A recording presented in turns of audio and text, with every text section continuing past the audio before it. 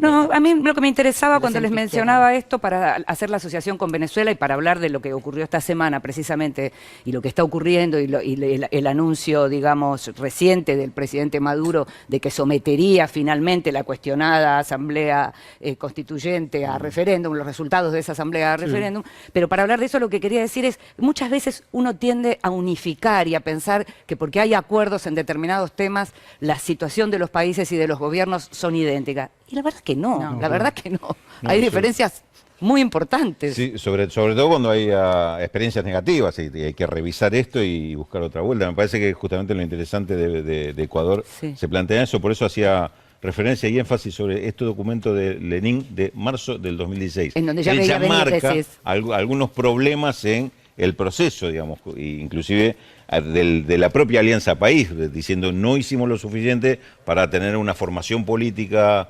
clara, tener una comunicación clara. Fíjate vos cómo se relaciona con cualquiera de todos nuestros otros países el tema ¿no? El tema de formación política para tener una segunda línea de cuadros y el tema de la comunicación, que ha sido un problema de todos estos gobiernos. Volvemos entonces a lo que estábamos mencionando en relación con Venezuela, porque esta semana, lo último tiene que ver con el referéndum que estaría convocando el presidente Maduro y que habría que ver si efectivamente se puede llevar adelante, porque la asamblea estaría por encima del gobierno en ese caso, y con la fiscal Luisa Ortega, que sigue invalidando cuestiones, ¿no? Lo cual muestra la grieta, ha mostrado en todo este tiempo, la grieta que hay dentro del chavismo.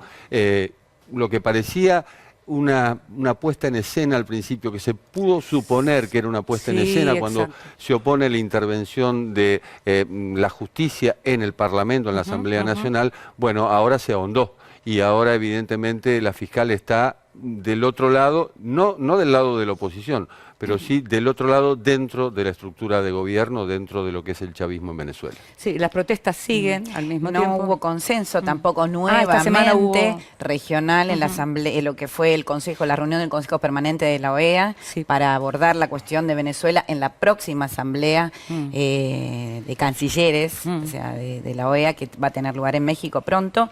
Y bueno, sigue dividida la región, porque tampoco se sabe cómo abordar. O sea, Venezuela hay que admirar, hay que distinguir que en algún momento, digamos, el chavismo tiene hábiles reacciones también. Cuando todo estaba dispuesto para que Venezuela fuera suspendida de la OEA, le presentan una carta de renuncia.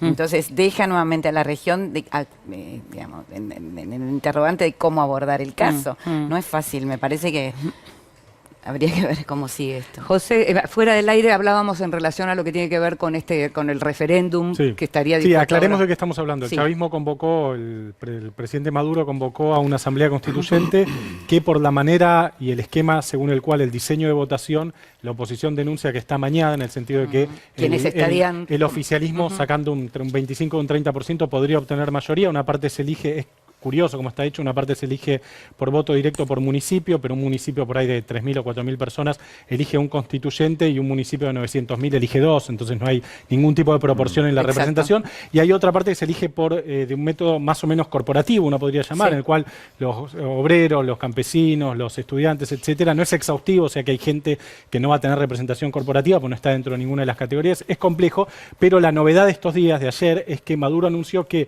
una vez que se escriba la Constitución, se va a llamar a una consulta popular para ratificarla o rechazarla. Esto es en algún punto lo que estaba reclamando un montón de gente en Venezuela, en el sentido de decir, bueno, elecciones en las cuales se puede decir sí o no, digamos, ¿no? Y esto es lo que podría pasar según el último anuncio de Maduro. Vamos a ver si ocurre. Todavía debería convocarse a la Constituyente, escribirse la Constitución y recién después llamarse este referéndum consultivo. Ahora, si se convoca, es una oportunidad que va a tener el pueblo venezolano, si las elecciones son limpias y demás, como creo yo vienen siempre, de decir si quiere o no la Constitución escrita por los constituyentes. Esto entonces, o por ahí yo estoy perdida, las elecciones que no se llevaron adelante para gobernadores no tienen fecha todavía. ¿O sí? 10 de diciembre. Maduro dijo diciembre. Y esto estaría a mediados de año. Claro.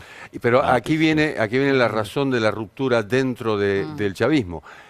Chávez jura sobre la moribunda, estamos hablando de 1999, que era la constitución anterior a la del Pacto Fijo de 1958. En ese momento se propone modificar la constitución.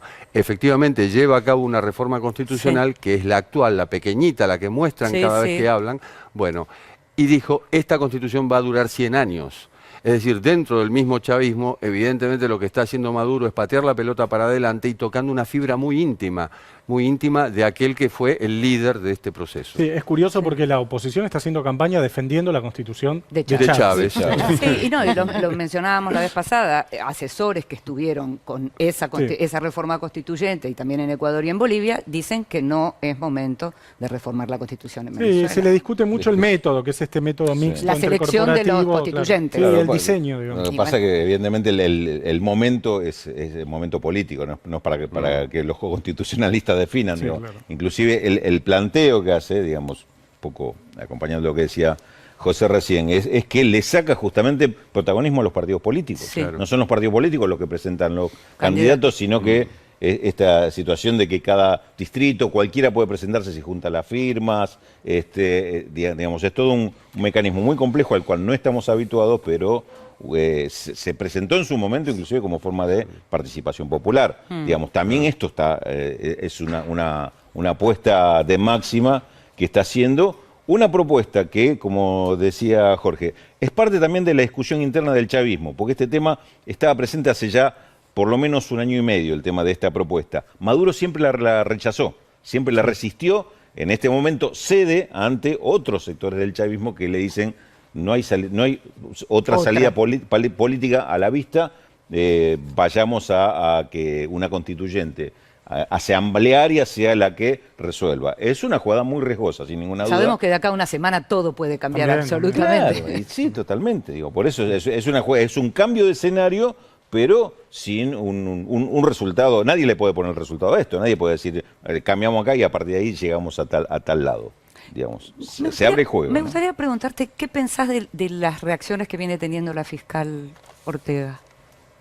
Bueno, yo coincido con Jorge, es parte de las diferencias que está habiendo dentro del chavismo. Igualmente me parece que se está sobrevalorando la postura de la fiscal. No pareciera, en eso coincido en que no pareciera que la fiscal estuviera acompañada por un sector importante del chavismo. Hay un sector minoritario del chavismo. Ahora, la Fuerza Armada, las estructuras partidarias, etcétera, siguen alineados. Más que sobrevalorar es su propia figura. No, su propia figura es muy importante. ¿No? Las Fuerzas Armadas siguen alineadas porque conservan 11 de los 32 ministerios, lo que es la distribución de la renta petrolera, lo que es la distribución de alimentos, que es lo más importante en este momento, y artículos de primera necesidad. Es decir, las Fuerzas Armadas, mientras no se termine el negocio, van a estar del lado del gobierno que fuere. Esto no es un invento de Venezuela, esto ha pasado en Egipto, ha pasado en otros lugares. Es decir, cuando se les baja el pulgar, no hay más negocios, en ese momento dejan de apoyar al gobierno de turno.